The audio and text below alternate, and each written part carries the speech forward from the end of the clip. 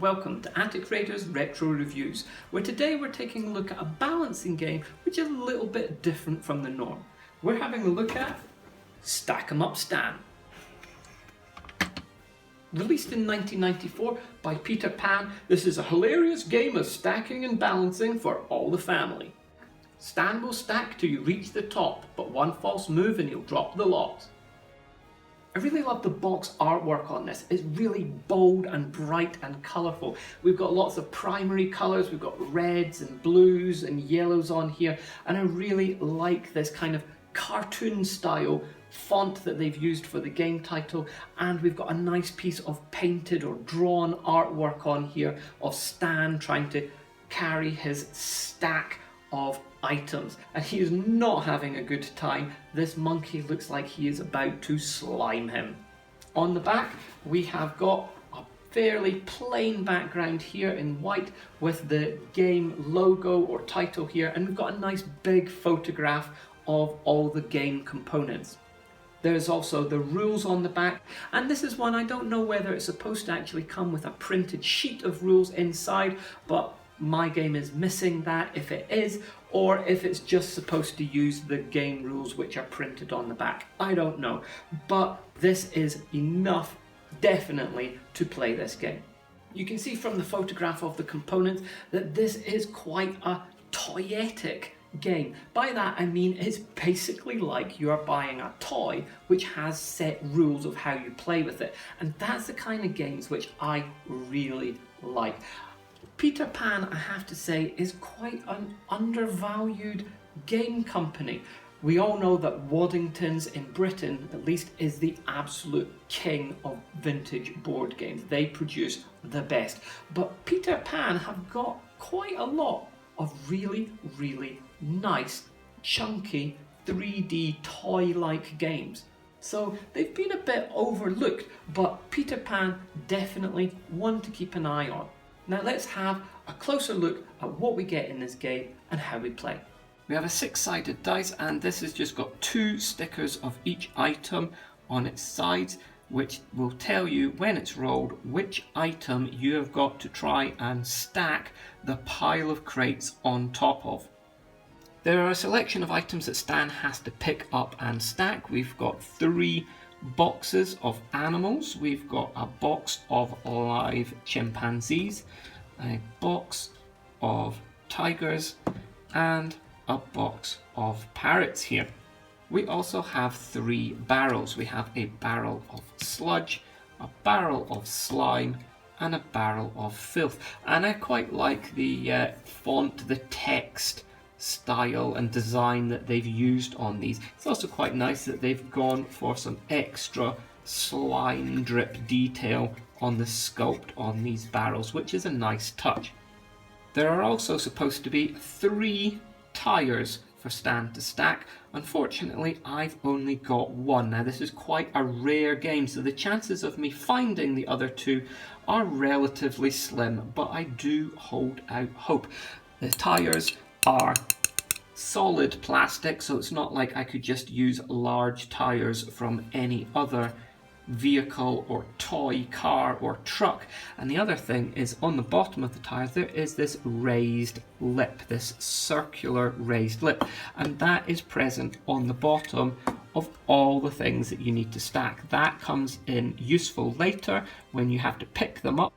Stan's mechanism has to slide around there to help pick it up, and when you're stacking items you need that raised platform there, so there is a slight gap between items so that you can slide Stan's hands back out without them all tipping over and falling. Now, as far as health and safety and animal protection goes, I'm really not sure that Stan should be stacking up live animals with barrels of sludge and slime. It's a recipe for a toxic disaster. And we've got the main game unit itself. This is Stan, and Stan, as you can see, is absolutely stacked. Look at the muscles on this guy. You would absolutely have to be this strong though in order to pick up those items, because they would be ridiculously heavy. Stan is a really solid piece of plastic here, so this is not going to break easily. He has got rather an unfortunate face on him. He looks really angry, but he's not supposed to be angry. He's just straining under the weight of that huge stack that he is trying to lift. He is bent down here, and you can see there is a button on his back. So when Stan wants to pick things up, you slide him underneath something and you use the button on his back to press down, and he will lift that stack. Now, far as health and safety goes, I'm really sure he should not be trying to lift up things this heavy, and certainly when he's lifting, he should not be lifting with a bent back like that. That is number one. When you are picking up heavy items, that's going to do serious damage to your back. It's a nice simple mechanism though. It works really well. The only thing is, sometimes he's a little bit unstable on his feet when you're lifting things. It would be nice maybe if his feet were a bit longer here, then he would be a bit more stable when he is picking things up. But he works pretty well, and he's a nice solid unit. So to actually play this game, the first person chooses any item at all to pick up. So let's just go for a blue barrel in this case. You then roll the dice, and that will tell you what you need to stack that on top of. We have got our red crate here, so Stan needs to lift up that blue barrel of sludge and to stack it on top of a red crate without dropping it. And that go is successfully over. The next person rolls again, and they've got a blue barrel this time. So then the second person has to take this stack here and put it on top of a blue barrel. So we need to pick that up.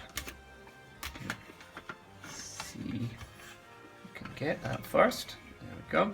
Just going to pick that up and stack it on top of a blue barrel. Successful. The next player takes a dice and rolls. They've got another blue barrel, so the next player has got to pick up this stack, which is growing larger and larger, and they've got to put it on top of the other blue barrel.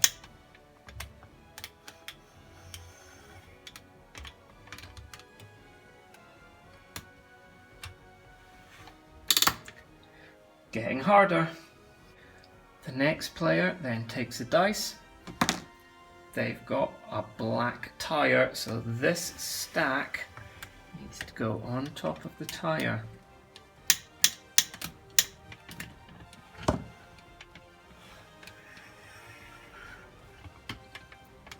That red box is in the way now. Whoa, there we go. It's definitely getting harder. The next player has got a black tire. Now, obviously I've only got one black tire, but if there is something that you are out of, then the rules don't actually tell you what to do. I suppose the obvious thing would be to roll again, but it might be that maybe you miss a turn. But the rules don't say anything about it, but I would say that if you roll something that there aren't any more of, that you have to then roll again. To be honest, there's no actual point in me rolling anymore because the only objects left to stack onto are red crates. So let's just go for a red crate. This is where you need a steady hand to try and not destroy this. Oh, Stan is on form. And now there only is one more item left to stack on top of, so let's see if we can do that successfully. Ooh. Definitely helps being an adult doing this. Children find this much harder. and success. So yeah, this is a very simple game, and to be honest, as an adult playing this game, it's rather too easy. For a child playing this game, they're going to find it much, much harder to pick up those items with Stan and to stack them up without them falling over. But as an adult, it's really not that difficult at all, and it's quite hard for an adult to get that stack to actually fall over without meaning to. They need to pick up the stack and get... Oh no! And they're out. I do really like the toyetic nature of this though. The sturdy 3D plastic stand that picks those items up. It's nice touch. It's quite different. It's not something I've seen in any other stacking or balancing game. Normally it's somebody using their hands to add items. So to have something that you have to pick things up using something else, it's a nice gimmick. It is quite unique and I do like that.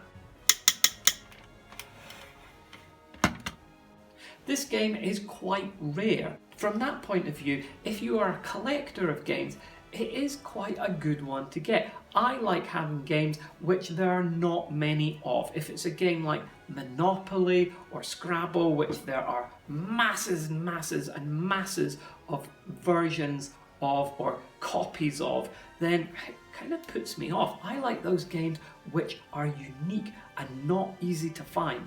So for me, this is a great one to have in my collection. But I can see for other people, this might be one to pass. For me, it is a recommendation, but it's not a strong recommendation. But there's plenty of others still to come that I really do recommend. Until next time, this is Attic Raiders Retro Reviews.